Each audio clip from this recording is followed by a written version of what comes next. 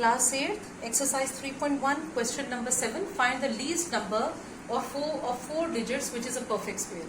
अब आपने ऐसा 4 डिजिट नंबर फाइंड आउट करना है, सबसे छोटा लीस्ट नंबर जो कि परफेक्ट स्क्वायर हो. ठीक है, अगर हम सबसे छोटा नंबर देखें तो वो वैसे तो 1000 होगा. 4 डिजिट्स हैं इसमें. ठीक है, यानी कि वंस या यूनिट 10, 100 और 1000. ठीक हो गया. तो इसमें अब ये एक परफेक्ट स्क्वायर है. अगर हम सबसे छोटा लेते हैं तो यही होगा. 1001 करेंगे तो वो फिर उससे बड़ा होगा. तो अगर हम इसको चेक करें कि क्या ये परफेक्ट स्क्वायर है, तो अब इसमें आप ज़ाहिर है कि राइट टू लेफ्ट लेते हैं. ठीक है, 0 आपने डैश लगाया, इस तरह से फिर लाइंस लगाई. अब ये 3 3 9 से हो रहा है. ठीक है, आगे 0 0 जब उधर 0 आ जाएगा तो ये एक कंप्लीटली परफेक्ट, क्योंकि यहाँ पर क्या बचेगा, जब आप यहाँ ऐड करेंगे 3 को 3 में तो 6 आएगा. अब ये 6 से तो नहीं हो पाएगा ना. अगर मैं 0 0 भी लिख दूं तो 6 से 1 जा या 2 जा अगर मैं करती हूँ तो यहाँ पर 0 तो नहीं आने वाला. 60 0 जा 60 हो जाएगा, वो भी नहीं होगा. समझ आ रही है आपको? तो इस वजह से ये एक परफेक्ट स्क्वायर नहीं है. अब हम अब और देखने के लिए हम क्या करेंगे, अब हम कोई और रिस्क नहीं लेते और हम क्या करते हैं कि हमें ये पता है कि जो परफेक्ट स्क्वायर होगा 4 डिजिट, जो परफेक्ट लीस्ट नंबर जो कि 4 डिजिट है और परफेक्ट स्क्वायर होगा, उसमें हम सबसे छोटे से शुरू कर रहे हैं. यानी लेफ्ट मोस्ट पे 0 1 0 लिख रहे हैं. यानी कि 1000 और 100 प्लेस पर 1 और 0 लिख रहे हैं. ये वाला जितना आप जाहिर है कि इसको छोटा करते जाएंगे उतना नंबर छोटा होगा. ठीक है, इससे छोटा तो नहीं हो सकता ना. 4 डिजिट है तो वो 1 से तो शुरू ही होगा. 1 यानी 1000 प्लेस पे 1 तो आएगा. इसको हमने 0 बना दिया ताकि वो नंबर लीस्ट हो. लीस्ट से लीस्ट लाना है. समझ आ रही है? अब मैं अगर इसको 1 करती हूँ तो वो, और यहाँ 0 तो वो तो नहीं बनने वाला. ठीक हो गया. तो मैं अब ये वाले 2 नंबर मैंने छोड़ दिए. ये हम आगे जब इसको सॉल्व करेंगे तभी हम डिसाइड कर पाएंगे कि क्या आ रहा है, उसके मुताबिक होगा. ठीक है, ये 2 नंबर्स हम उसके बाद इसमें एडजस्ट करते हैं. कैसे? मुझे पता है कि अगर ये पहले 2 मैंने खुद ले लिए क्योंकि ये लीस्ट होंगे, ये सबसे छोटे, क्योंकि ये 1000 प्लेस पे 1, क्योंकि ये ज़ाहिर अगर 0 लिखूंगी तो वो 4 डिजिट ही नहीं बनेगा. 1 तो लेना, सबसे छोटा मैंने 1 लिया और इसको 0 कर दिया. तो ये अभी फिलहाल लीस्ट के ही नंबर्स में से कोई नंबर बन रहा है. तो आइए इसका हम लेते हैं. परफेक्ट स्क्वायर के लिए हम चेक करते हैं कि क्या आ रहा है. 3 3 9 होगा, 2 2 4 तो छोटा हो रहा है, 1 आया. अब यहाँ पर ये 6 बन गया. ठीक है ना. अब 6 को मैं क्या लूं, अगर मैं 6 0 करूंगी तो 0 जा तो 0 ही हो जाएगा. 1 जा लूं तो ये 61 आ रहा है. 6 तो यहाँ आ ही नहीं रहा कि 61 बने. 2 जा लूं तो 2 2 जा 4, 6 2 जा 12, तो ये 12 बन रहा है. 124. ठीक है, यानी कि अगर 124 अगर मैं इसको 2 टाइम्स करती हूँ 2 जा, तो ये 124 से पूरा चला जाएगा. यानी कि ये जो 2 डिजिट्स आगे लिखने हैं, अगर वो 24 होते हैं ना, अगर ये 24 होते तो ये 2 और 4, जैसे कि आपको पता है रूल डिवीजन का, फॉर परफेक्ट स्क्वायर के लिए जो डिवीजन मेथड है, और ये 2 4 इधर आ जाएगा, ये नीचे उतर आएगा और ये कंप्लीटली इससे डिवाइड हो जाएगा और रिमाइंडर 0 है. तो इसका मतलब है कि जो लीस्ट नंबर होगा 4 डिजिट नंबर जो कि परफेक्ट स्क्वायर हो, वो ये होगा.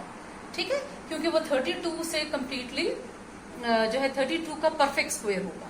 समझ आ गई? तो ये जो हमारे पास मिसिंग थे, जो हमें समझ नहीं आ रहे थे, वो यूं सॉल्व करके हमें समझ आ गए. और वो क्या है, 1024 हो गया. तो इसका मतलब ये हुआ कि फाइंड द लीस्ट नंबर. हमें इसका जवाब क्या मिला, द लीस्ट नंबर. ठीक है, ऑफ 4 डिजिट्स का है, which is a perfect square, जो कि एक परफेक्ट स्क्वायर है. वो कौन सा है? इज 1024. और ये किसका है? ये 30, अभी हमने देखा 32 का अगर मैं स्क्वायर लूं तो ये फिर 32 का स्क्वायर जो है वो 1024 बनता है. 32 का स्क्वायर है जो कि लीस्ट 4 डिजिट परफेक्ट स्क्वायर है. Thank you. 8th class exercise 3.1 question number 9. The product of two positive numbers is given. One of the number is 6 times the other. Find the numbers. यानी 2 numbers का product ये आ रहा है जो आपको given. तो हम कहते हैं कि लेट 1 नंबर, चूंकि 2 नंबर्स है तो हमने एक को सपोज किया, let 1 number be x and other, और दूसरे के बारे में क्या बताया है, एंड अदर इज. अब वो कह रहे हैं the product of 2 numbers is this. One of the number is 6 times the other. अगर एक x है तो दूसरा क्या होगा, 6 टाइम्स मीन 6 मल्टीप्लाई हो रहा है उस नंबर से, यानी 6x होगा। अगर एक x है तो दूसरा 6x होगा इतने टाइम से। फाइंड द नंबर्स, तो अब हमने क्या फाइंड आउट करना है, हमने जो क्वेश्चन है टू फाइंड, हमने निकालना क्या है, हमने x निकालना है। अगर हम x निकाल लेंगे तो 6x भी आ जाएगा, दोनों आ जाएंगे। ठीक है, समझ आ गई। तो ये हमने अब इसके लिए एक इक्वेशन बना ली, और वो कैसे बनेगी, गिवन कंडीशन से। The product of two numbers is, ये हमें गिवन है कि दो नंबर्स का प्रोडक्ट मीन्स मल्टीप्लाई। तो यानी कि x, जो दो नंबर, एक को x है दूसरे को 6x, इसका प्रोडक्ट गिवन है हमें 230496 है। ठीक हो गया। जब मैं इनको मल्टीप्लाई कर रही हूँ, इसको और इसको, तो क्या आ गया 6x, और आपको पता है बेसिस सेम है, x और x मल्टीप्लाई हो रहे हैं तो पावर्स ऐड हो जाएंगी। ठीक है, ये 6x और x दोनों बेसिस सेम है तो पावर्स क्या हो जाएंगी, ऐड हो जाएंगी। और फिर हमारे पास क्या आएगा इसका जवाब, इसका जवाब आएगा 6x स्क्वेयर 230496, और x स्क्वेयर, अब मैं इसको क्या करूंगी कि इसको उधर लेके जाऊंगी, 230496 को 6 उधर लेके गई तो 6 डिवाइड हो गया। अब जब डिवीजन के लिए आप जब यहाँ पर इसको डिवाइड करेंगे, 6 इधर है 230496, तो ये कितने टाइम्स होगा, 6 3 18। ठीक है, ये बचा इसमें 50 और फिर उसके बाद 50 किससे हो रहा है, 6 8 48।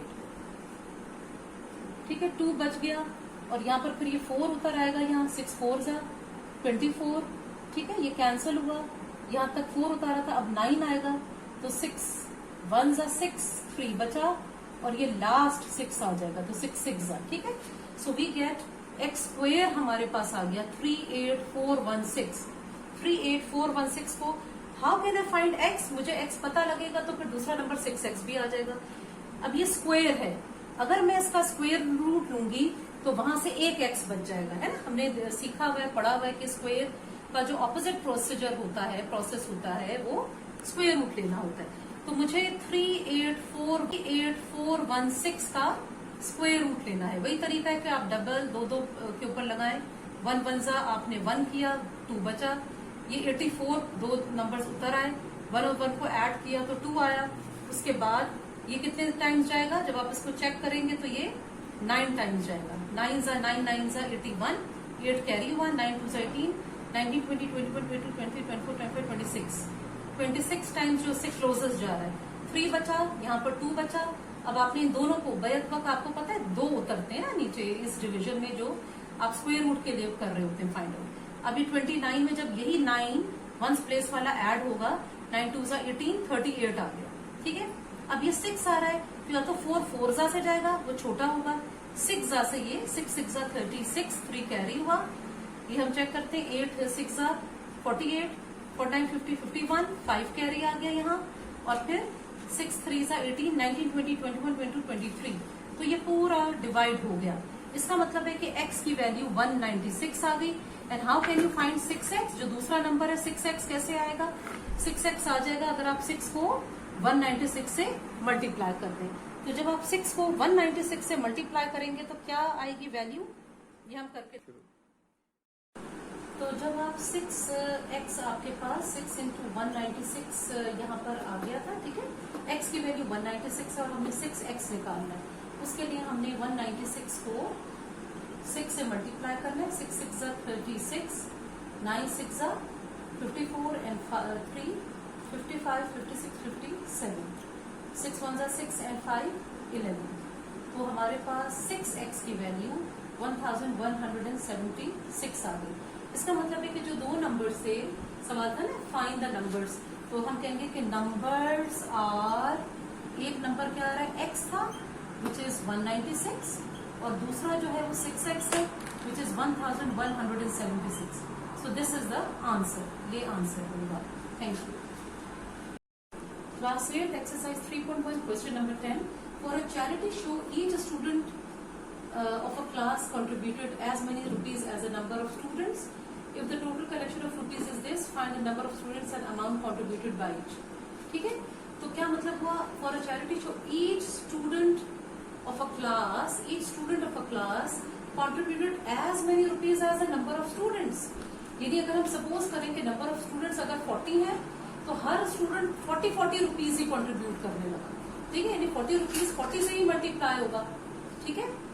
If the total collection was this, क्या है, each student of a class contributed as many rupees as the number of students, हर एक ने जितने नंबर ऑफ स्टूडेंट्स थे उतने ही दिए, समझ आया।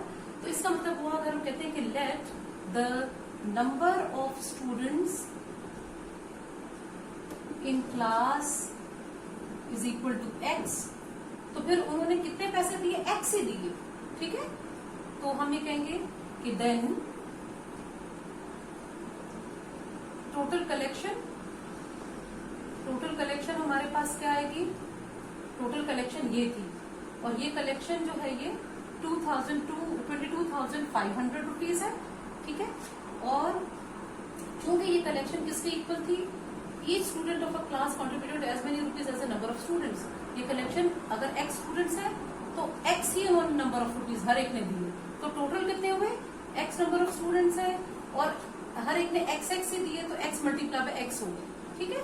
टोटल ये आ गया, जैसे अगर 40 थे तो 40 ही बच्चे हैं तो 40 इंटू 40 हो गया टोटल कलेक्शन, समझ आई। तो इसलिए हमने ये लिख दिया, और फिर उसके बाद क्या होगा, x इंटू एक्स क्या बना, x स्क्वायर हो गया।